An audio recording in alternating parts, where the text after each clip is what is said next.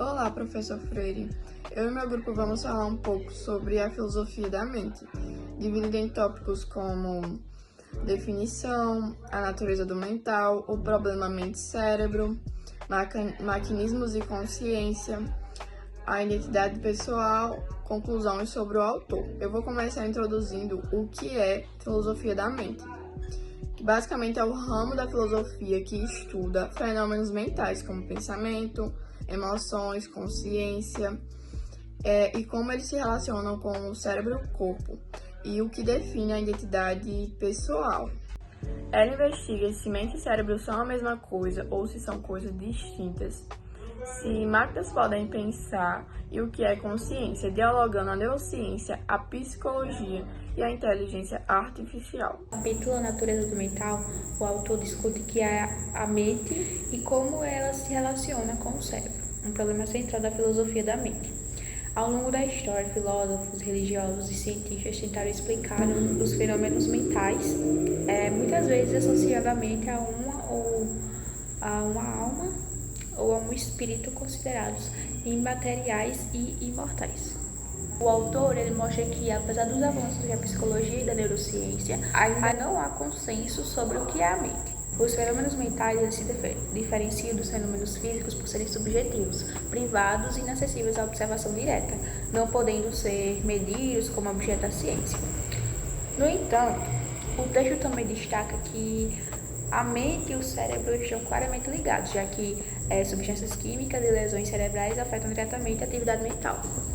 Com o avanço das ciências do cérebro e o surgimento dos computadores, novas questões surgem, como a possibilidade de máquinas pensarem e o problema de identidade pessoal. O texto conclui que, embora a ciência contribua para o entendimento do cérebro, a natureza da mente continua sendo um desafio filosófico que exige reflexão além dos métodos científicos. Olá, eu vou falar sobre o problema mente e cérebro. Então, o problema mente-cérebro investiga a relação entre a mente e o cérebro, questionando se a mente é algo distinto do corpo ou apenas o resultado da atividade cerebral. As principais teorias são o dualismo, o materialismo, o idealismo e o emergencismo. O dualismo defende que o corpo e a mente são diferentes, ou seja, a mente não é matéria e ela não se reduz ao cérebro. Um grande pensador é o René Descartes. Já o materialismo, ela afirma que tudo é matéria, incluindo a mente. Ou seja, sentimentos e pensamentos são parte do funcionamento do cérebro. O idealismo sustenta que a mente é fundamental e a realidade material depende dela. O mundo físico só existe porque é percebido pela mente. O emergentismo defende que a mente surge do cérebro e possui características próprias, porém algumas partes não podem ser explicadas, apenas partes físicas isoladas. Olá, eu vou falar um pouco sobre a relação entre máquina, pensamento e consciência. É um debate já antigo, mas que vem ganhando força decorrente ao surgimento dos computadores e principalmente da inteligência artificial. Descartes já discutia isso no século XVII, mas ele achava que seria impossível, porque para uma máquina conseguir pensar, ela teria que ter uma alma, que é algo imaterial, coisas que máquinas não teriam. Então, mesmo que uma máquina conseguisse imitar perfeitamente ações ou comportamentos de seres humanos, ainda faltaria essa dimensão espiritual para elas. Posteriormente, no século XX, Alan Turing retoma com a discussão, propondo uma mudança importante, que seria a gente não definir o que seria pensar, e sim observar o comportamento. Daí, então, surge o teste de Turing, que consiste em que, se uma máquina consegue agir, se comportar indistinguivelmente de um ser humano durante uma conversa, não há razão do porquê a gente negar que ela pensa. E foi exatamente essa ideia que influenciou o desenvolvimento das inteligências artificiais e deu origem à teoria do funcionalismo, que afirma que o pensamento não depende do material do que algo é feito, e sim da função que ele desempenha.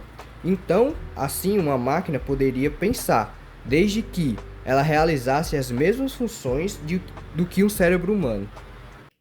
O texto, porém, faz críticas a essa visão, porque mesmo que máquinas consigam imitar não é o mesmo que pensar. Máquinas conseguem executar tarefas com muita perfeição, mas elas não são capazes de compreender exatamente o que elas estão fazendo. E quando a gente entra na questão da consciência, a discussão fica ainda mais complexa, porque a gente não tem critérios claros para definir quando um sistema é ou não consciente. Por isso, o texto conclui que a gente ainda sabe muito pouco sobre o que é pensamento e consciência. O teste de Turing ajuda a levantar o debate, mas não resolve o problema de forma objetiva. Então, a investigação a inteligências artificiais se demonstra muito importante, porque diversas vezes a ciência já mostrou que limites que pareciam definitivos podem sim ser superados. O texto apresenta uma reflexão sobre o que é identidade pessoal. Em uma situação hipotética, podemos trazer o transplante de órgão de cérebro, em que uma pessoa acaba nascendo no corpo de outra. Leva o questionamento do que é identidade pessoal, sendo o corpo, a mente e o cérebro. Na filosofia é crucial para termos noção de memória e consciência. O filósofo John Locke argumenta que a principal característica da identidade pessoal é através da memória e da continuidade do tempo, sendo que essa teoria pode ser muito refutada devido às pessoas que têm amnésia ou Alzheimer, onde elas perdem o sentido do seu eu. E, além disso, a gente também pode ter exemplos de androides que, hoje em dia, têm memórias artificialmente. Além disso, o texto traz um paradoxo de que, se partes do corpo são substituídas, como que fica a situação da identidade pessoal? Bom, o cérebro ele é um órgão do corpo muito importante. Então, meio que fica aquele questionamento se pessoas que têm um cérebro parecido, elas têm uma certa dificuldade quando se tem uma troca de corpo. As comissurotomias, que separam os hemisférios do cérebro, revelaram que eles podem ter funcionado de forma independente, levando em conta os quantos eus ou mentes podem ter em um paciente. O texto conclui que a busca pela identidade pessoal é algo muito complexo e sem uma resposta concreta. E assim como o Fernando Pessoa, a nossa essência é muito múltipla. E agora falando um pouco mais sobre o autor, o João de Fernandes Teixeira é um filósofo brasileiro. Ele é formado em filosofia da mente e ciência cognitiva. Atualmente ele é professor da UFSK. Ele fez sua formação na USP e também na Unicamp, além de também ter feito seu doutorado na Inglaterra. Sua pesquisa é mais acerca de filosofia da mente, inteligência artificial e coisas desse gênero. Inclusive, ele escreveu diversos livros dentro desse nicho e todos eles se destacam por ter uma espécie de linguagem um pouco mais simples, que acaba sendo muito importante porque o público em geral consegue entender facilmente e absorver aqueles conhecimentos e aquelas ideias que ele tenta passar em suas obras. Por fim, concluímos que a obra A Filosofia da Mente tenta entender o que é a mente e como é que ela se relaciona com o cérebro. Também vimos que não existem respostas definitivas sobre consciência, pensamento e identidade.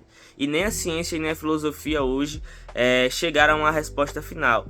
O que nos leva até a conclusão de que o mais importante não é a resposta final, mas sim o questionamento.